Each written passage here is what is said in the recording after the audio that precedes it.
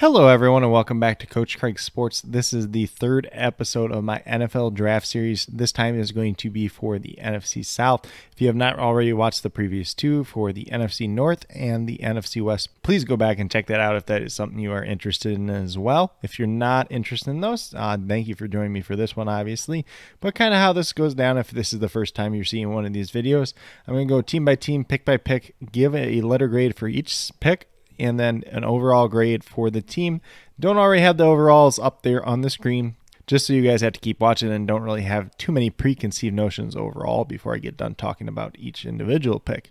And then with that being said, I do not do the whole plus minus thing. If you guys want to do that, if there's something that if I had a plus minus, I might mention that as well, but just go A, B, C, D, and F in terms of my grades.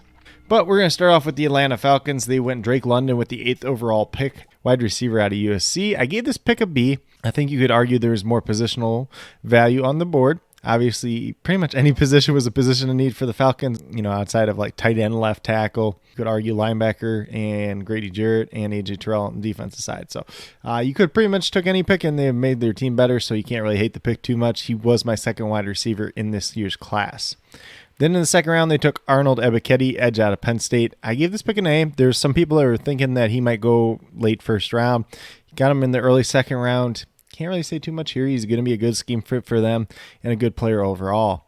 Then their other second round pick, they took Troy Anderson, linebacker out of Montana State. I gave the pick a B. I think potentially you had linebackers that were more ready to play day one. He's not a guy that has to play right away because they still have Michael Walker, even though they lost Foye this offseason over to Jacksonville to go along with Deion Jones that's already there. So Troy Anderson is not a guy that needs to play day one, but a very, very good developmental linebacker prospect. And then in the third round, they ended up taking Desmond Ridder, quarterback out of Cincinnati. Gave this pick a B. Obviously, they did have a hole at quarterback. Drafting Desmond Ridder in the third round does not mean they have solved that hole, but it's a good intention there to see what they can get out of this kid. Obviously, they took him over Malik Willis, Sam Howell, and Matt Corral as well, so obviously there was something they really liked in Desmond Ridder, which makes a little bit of sense. You could see a little bit of Ryan Tannehill in his game, a little bit of Marcus Mariota, two guys that Arthur Smith has coached before. Obviously, Mariota is on the Falcons this year as well. Then we get down to their other third-round pick with D'Angelo Malone, edge out of Western Kentucky.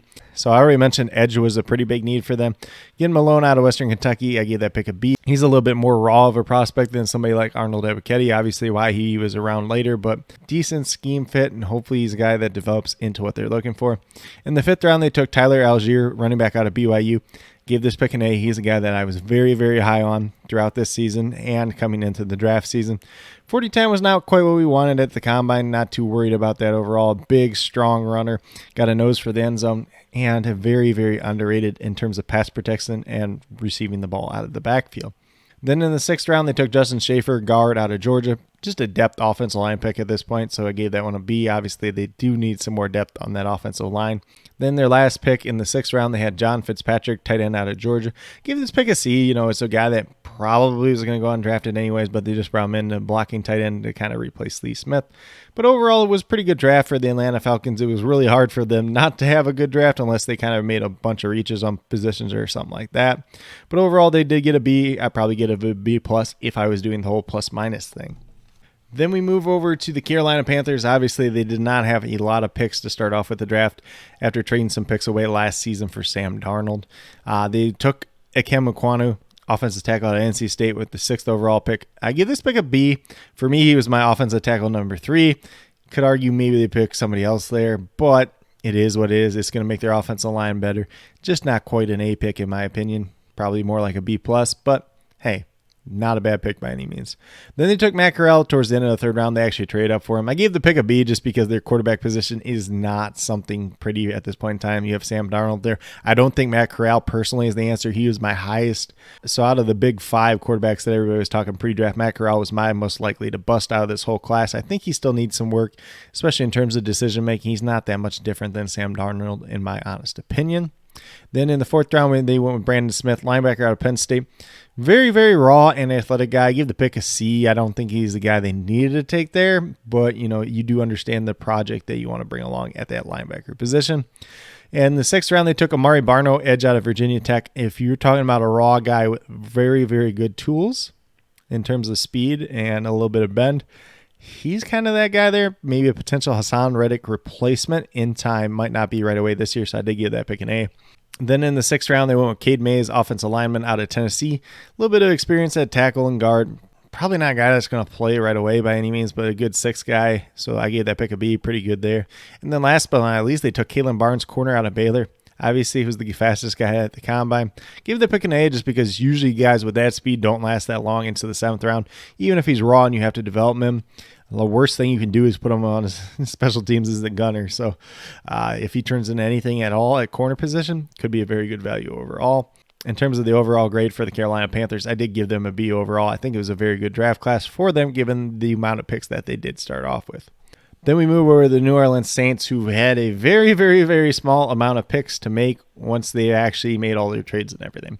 So they started off at the 11th overall pick with Chris Olave, wide receiver out of Ohio State. I gave the pick a C, and it's not because I don't like Chris Olave, and it's not because they didn't need a wide receiver. It's because of all the draft capital they trade away. Shout out to Austin Gale, I believe it is, from PFF. He put out a tweet that said what all they gave up. But essentially it ended up being like 2/3, a fourth, first-round pick next year, a second-round pick in 2024. And I think there's another pick in there too as well. Don't quote me on that, but that's a lot to give up just for Chris Olave, essentially. Then they took Trevor Penning at 19, offensive tackle out of Northern Iowa. Gave that pick a B. Obviously, it was a position of need. He was a couple picks lower for me personally, but I do like the fit for him overall.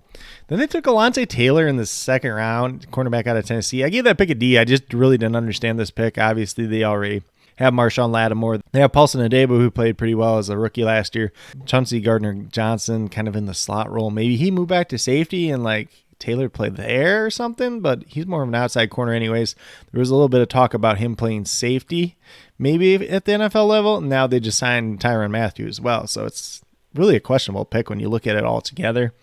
And then we had DeMarco Jackson, linebacker at Appalachian State. I think a lot of people were a little bit higher on him. It seemed like a lot of people thought the Saints really needed to address this linebacker position. I wasn't one of those people since they've drafted some guys in more recent years, Zach Bond, Pete Warner, guys like that haven't been too bad when given the chance. So DeMarco Jackson kind of depth there. Maybe he develops into something, maybe he doesn't. Then in the 6th round, they took Jordan Jackson, defensive lineman out of Air Force. I give that pick a C. It's nothing special. Probably should have been like a 7th round, high priority free agent type of guy. So in the 6th round, not crazy about it, but they do need some additional depth there as well. So overall, I did give the Saints a C grade. It'd probably be like a C- overall. Probably one of the worst drafts in my opinion this year. They did fill 2 major positions in need, but the rest of the draft and what they gave up for some of these players, I just wasn't a fan of it overall. And then last but not least, we have the Tampa Bay Buccaneers.